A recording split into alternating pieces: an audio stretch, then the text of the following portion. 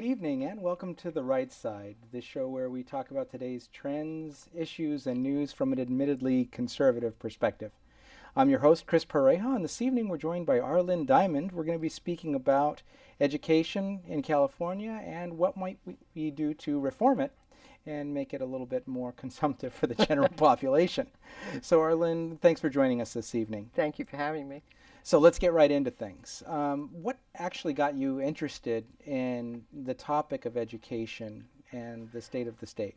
I've always been interested in education, and I've been an educator. I've taught in various colleges and universities, so I get the aftermath, so to speak. Obviously, I also raise children, and I have friends that are K through 12 educators, including a cousin who's she's retired, a K through 12 principal. So it's been something that's been of importance to me, and I see it as being critical to the success of California and to the nation.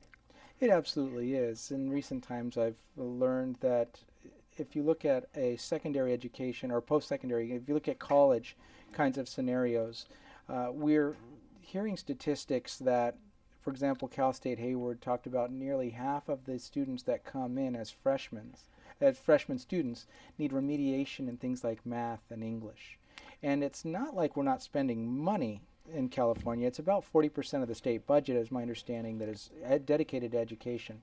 So how do we fix it? Do we just throw more money at it and hope for the best? Everybody says let's throw more money at it. But, if you look at the statistics over the past 10 years or so, I'm not exactly sure 10 years, but over the past group of years, we keep adding and adding and adding and adding money in the bucket. Mm-hmm. And that's not the answer.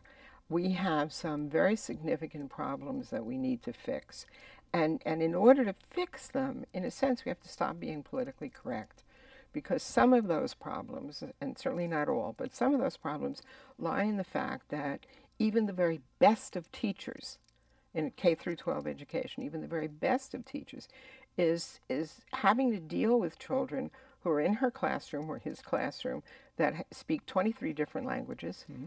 that come from all kinds of cultural backgrounds, that have parental support, don't have parental support, that have special learning needs, mm-hmm. et cetera, et cetera, et cetera. And we have this real belief in mainstreaming all of our kids. You used the word remedial before. One of my strongest beliefs is that we really, really need to help people get to where they can be mainstreamed rather than forcing them into a mainstream and then having everybody else be held back in that process. Mm-hmm. So that's only one piece of it, obviously. The other piece of it is the whole notion of tenure. It's extremely difficult to get rid of a bad teacher. It is. And so we have set up a system that doesn't reward merit and that allows for a decline in excellence, okay? Sure. And then I think there's a third issue, and the third issue is how we set up the compensation system for teachers. That if you look at the entire package, birth to death, so to speak, mm-hmm. teachers get a lot of money. Whole pension, retirement benefits kind of thing. For people within the public system in a union school. Right, yeah. Thank you for that clarification. They get a lot of money, but they don't get that money in their paycheck when they're starting out. Right. So what happens is when you're just job hunting, when you're newly licensed and credentialed, the high-tech community is much more attractive because it's going to offer you a lot more money in your paycheck, in your take-home pay. So one of the things I'd like to see happen is that we do more front-loading and less back-loading, so to speak. So we need to create a system for merits. We need to compensate teachers in a way that makes them want to go into teaching, the better ones. And then we need to look at how we can help the kids. Finally, if you look at the way money goes into the system, and this varies all over the state, so I'm not making a blanket statement, but significantly throughout the state, there's so much going into administration. There are layers and layers and layers of administration. And so not enough's coming into the classroom, per se. And that's really where a lot of it's absorbed. It's absorbed in unfunded pension liabilities as well as the bureaucracy. Mm-hmm. And some of that bureaucracy is put into place because you have federal mandates and you have state mandates for doing the administration, keeping the records, and presenting information in a certain way. And in doing that, it takes people. And when you stack up all of those people, it does become more expensive. There's so much, not just in education, but in any large bureaucratic organization, especially if they have government organizations or government contracted organizations. I've consulted to a number of government agencies, and the government accounting practices have so many checks and balances and redundancies built into them that it takes 10 people to open an envelope. Yes. So, we've got to cut out a lot of that. Right. So what is the solution? We're starting to hear, like in Southern California, I think is one of the places where they're consolidating some of the university systems. So, for example, they can handle the administrative components, payroll, human resources, etc., from a central location, which makes sense. If you can consolidate 10 schools or organizations into one set of staff, that reduces the overhead required, and possibly some of the real estate that might be necessary to house those people can be dedicated to students, etc. What do you see as a possibility? Centralizing or outsourcing administrative functions can be very helpful. But then you have run into the issue, it's kind of a double-edged sword, because you run into the issue of what happens when you centralize decision-making that should be localized. Right. So you've got to have some kind of a balance. But I think if you look at what's happening in the cities locally, where they're almost bankrupt and some of them are bankrupt, that's exactly what they're doing. They're partnering with other cities or with the sheriff's department for police services and with county for fire and things of that nature. Maintenance for the playgrounds, etc. Right. But a lot of it's it should be, I think, outsourced. Should go into the private sector and be a competitive bid, which is one way of doing it.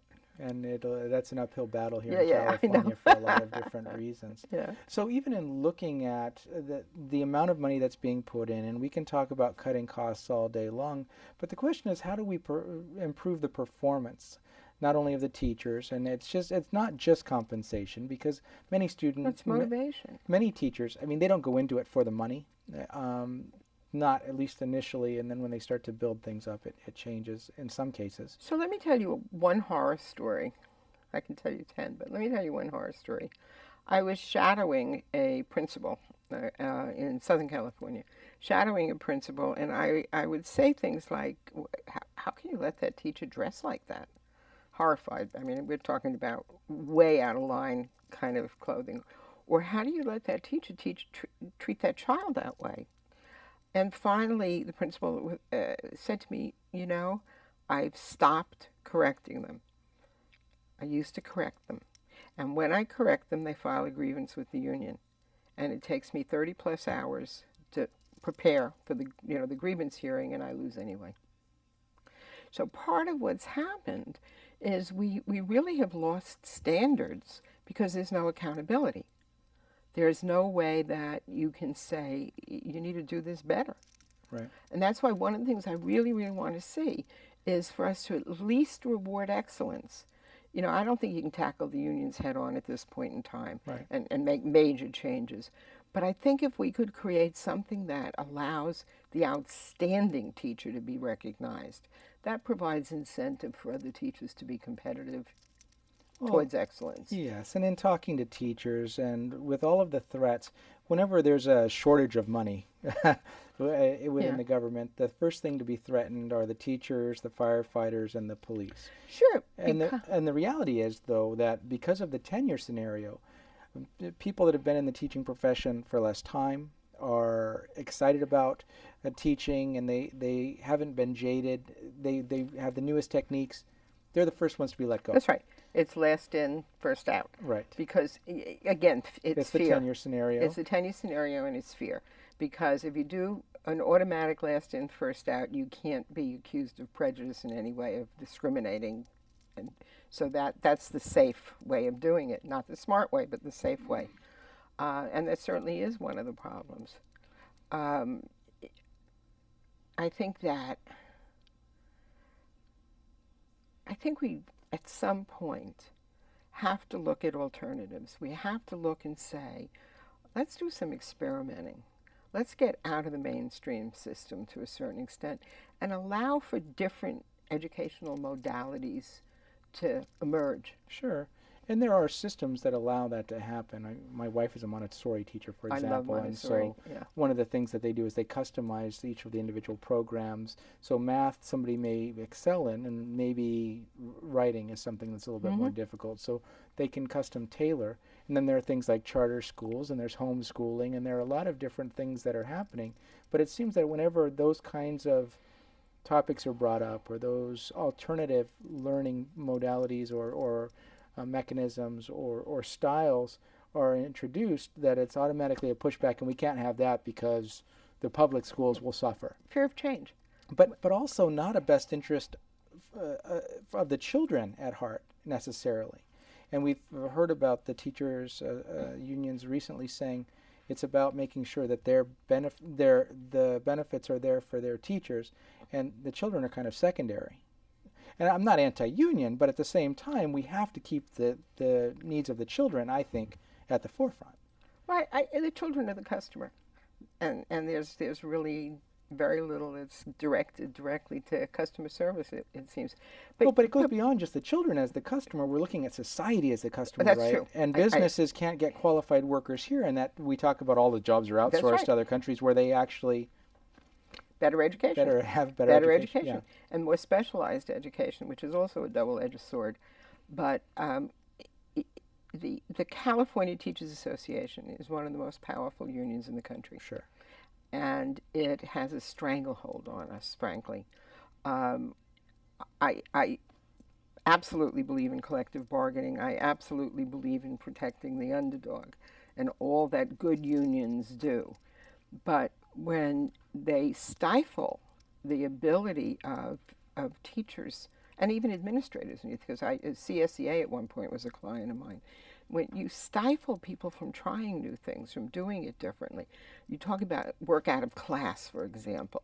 Oh, this is your parameter. Don't lift a finger to do something that's not part of what is in your job description. Right. We stifle incentive. We stifle creativity, and what we do most of all is we destroy motivation and morale. And so, if you see somebody doing a mediocre job, and consistently getting away with doing a mediocre job, and they're getting the same rewards as you, you don't really have incentive to do your best. You kind of unconsciously start to slack off some. So what is your opinion of these alternative learning? I think some are great. I think when homeschooling first started, there was a lot of fear. Like in the caveman days? Yeah, or like you're in talking the more caveman recently? days. Recently, oh, not okay. in the caveman days. Because they were doing it way back then. Yeah, I'm sure they were. That's where they started. They started it way back then.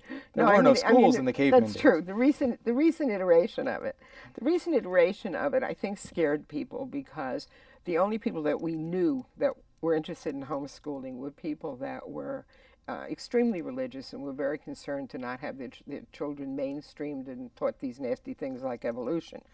And that was the start. And in the beginning, there was very little social support for the kids that were being homeschooled. And that concerned me deeply in those days, and I'm going back a ways. And then I started learning more about it and watching the evolution. It is phenomenal today that today there are all kinds of tools for the parent to teach. Support systems. There are all kinds of support systems. There are all kinds of group activities for the kids to participate in. And it's a lovely, involved world. And I've met some young women who had been homeschooled, and the range of what they learned was phenomenal, because in this particular case, it was two daughters. Their mom would see what they were interested in and create curriculum around that particular interest, whatever it might have been. And so when these kids went to college, they were well ahead of their peers, their age group peers. Right. So it's become fantastic. It really has. Does that mean that every parent is a good homeschooler, teacher? No. Some of them are awful, I'm sure. Some of them you wish they weren't doing it. And the same thing's true with charter schools. They're good, bad, and ugly, and some of them are wonderful. I have some statistics that Lisa Snell at a Reason Foundation put together, showing that, generally speaking, charter schools are doing really well. Some are not doing so well. But they allow for choice. And for me personally, having choice is such a big thing. And I mean, that to me is what America's all about, is freedom to choose. Right. And so homeschooling, charter schools, typical traditional through 12s, Montessori schools, whatever. Let's have a wide array, and let's let the parents of our children get educated in this array, you know, and pick what's best for their kids. So what are your feelings on, for example, Montessoris are often private. The charter schools do have some sort of fee structure associated with them in many cases. How do you feel about vouchers? And I love the idea of vouchers. Again, you know, we vote with our pocketbook. We vote with our dollar. And that's what the voucher does. If you get to pay for, voucher or otherwise, right? Right. If you get to pay for what you're getting, you're going to be a little bit more careful in terms of what you're buying. This concept of free. But you're talking about accountability. That's I crazy know, it's talk. a dirty word. It's a dirty word. You know it is. It's a dirty word. Yeah, I am talking about accountability. Yes. I'm talking about accountability. I'm talking about the fact that if people chose, over time, maybe not instantly, but over time, the cream would rise to the top, Right. you know?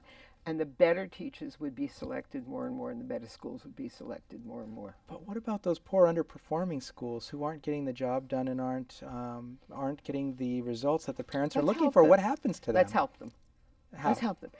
So this is kind of off topic, but I have really studied how we distribute welfare. I mean, I'm using that in a very broad sense. We're so busy helping this many people that we do very poorly in terms of actually helping the people that really need our help. I mean, look at the homeless kinds of things.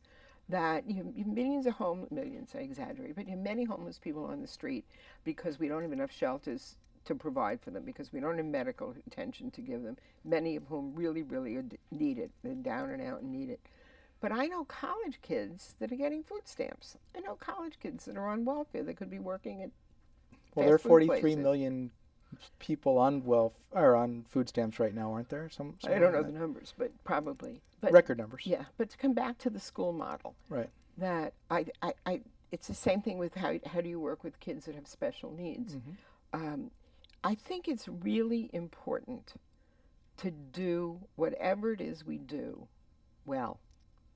That Again, you're talking performance, and that's not an even playing field when you talk that way, ArLyne. I know, I'm just this idealist. What can I tell you, Chris? Just this crazy person with these ideas. But you know, if you're not spread so thin, Right. then you have an opportunity to focus on what needs to be focused on and to really, really help it. Right. And we have neighborhoods that the average teacher doesn't want to teach in. There's no question about that. But we also have these extraordinary teachers who will opt to teach in those so-called bad schools because they want the challenge. But we don't, there really isn't a methodology whereby teachers get to choose along those lines very well. So, for example, okay, and again, in a public K through 12 setting, if you had a really bad neighborhood, maybe you incentivize your teacher by giving them a better compensation package to teach in those schools. Yeah. There's lots of ways you can do it. I certainly don't mean to say that only the elite should have good schools, and that No. Yeah, our whole society benefits from educating our kids.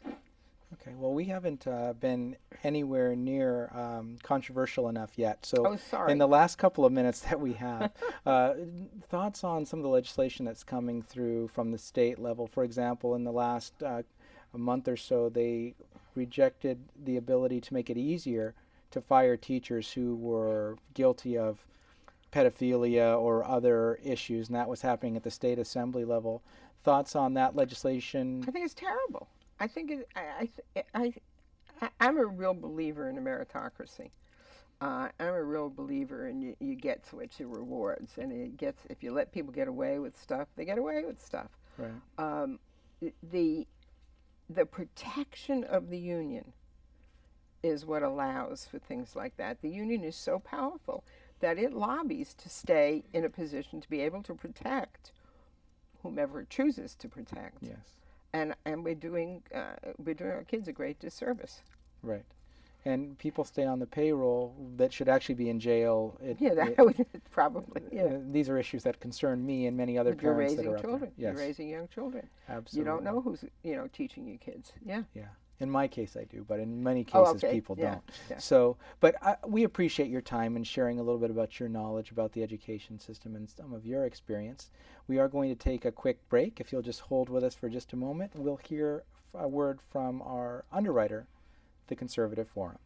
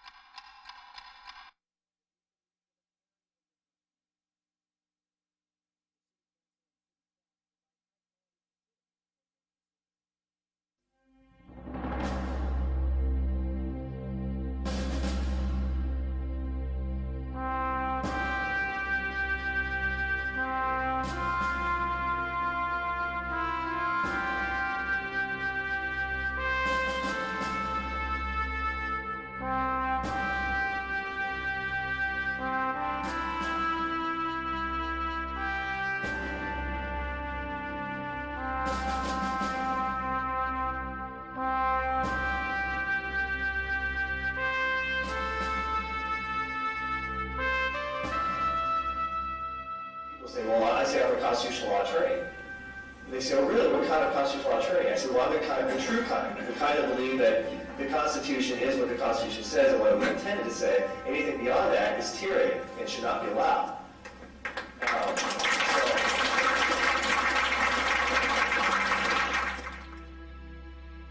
So it's come to this, my friends. You ready the second American Revolution against a ruling class that simply lectures but does not listen or defend the American people? It is government versus the people. Am I right? Yeah. Look at the Electoral College example, right? A leftist popular challenge to states' rights. You think the founders weren't brilliant people? Did they not know what they were doing by carefully calibrating to get the small states and the big states to come together? Why does Wyoming get 2 senators in California? Actually, I'd rather have Wyoming's 2 senators.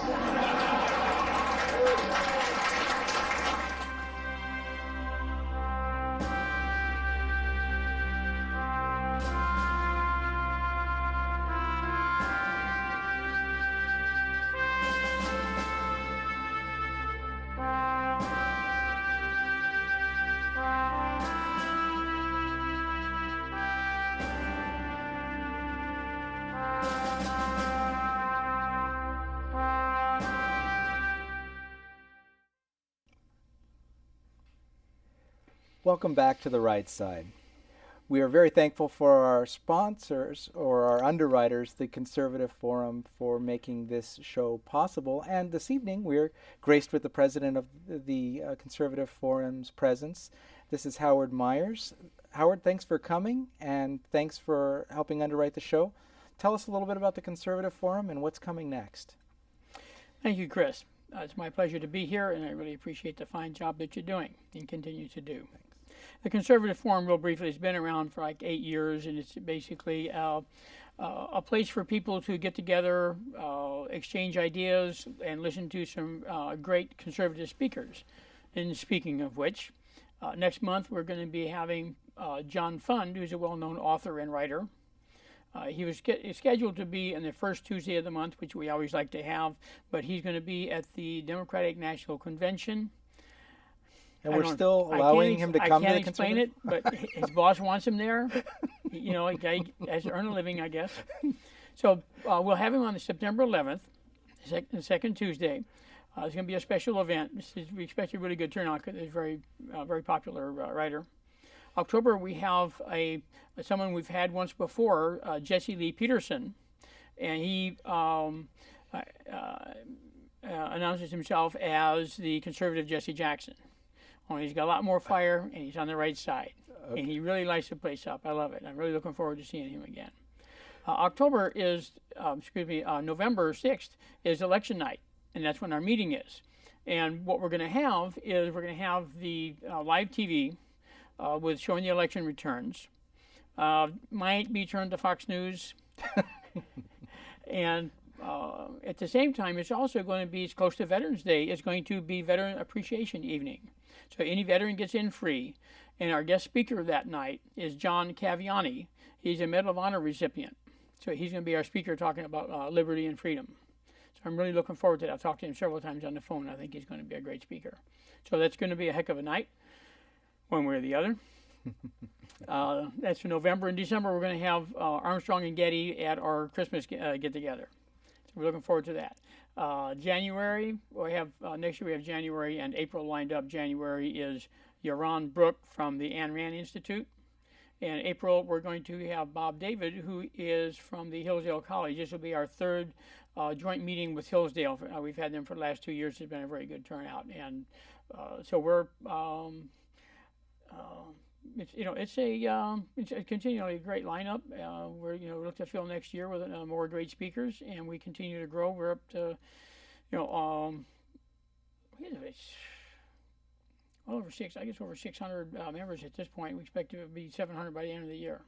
Great. Well, I'm one of those members, and I see tremendous value in all of the things that you do at the forum. So thank you for doing that. And in addition to the speaking, you also have, do you still do the classes? You want to cover Well, those? we have the Constitution class, and we have other discussions, but the one that's the most consistent is the Constitution discussion group, and we just gave out two $1,000 scholarships for high school students. They gave wrote a composition on the constitutional principles.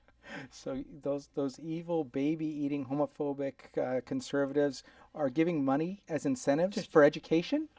It is kind of strange, but especially but you got to try. Crazy. So anyway, I really think that's an excellent thing to do. And one of the things we have at all our meetings, we have tables available for whether it's a candidate or a grassroots organization, somebody wanted to promote the idea of getting petitions signed or ballot measure. These are available. There's no charge for the tables, only for the admission. And that's continues to be very popular. When you come in, all the networking, it's almost like a conservative carnival. It's just lovely. It's great just following it. You're making us sound fun. Stop it, Howard. But thank you for your underwriting. We appreciate it. And in closing, we'd just like to remind you that, yes, conservatives do care about education. We care about reform, and there are a lot of things that need to be done at a state level as well as a local level, where we have some of our school districts at threat for being taken over by the state because of underperformance. So please, if you have an interest in educating the youth of our country, if you have an interest in a strong, vibrant business community, lower crime, etc., please hold your local officials that are accountable. Hold them accountable for the education of our kids. Our future and the security of the country depends on it. Thanks again for joining us on The Right Side. I'm Chris Pareja, and we appreciate your presence and hope to see you again sometime soon. Thanks for joining us.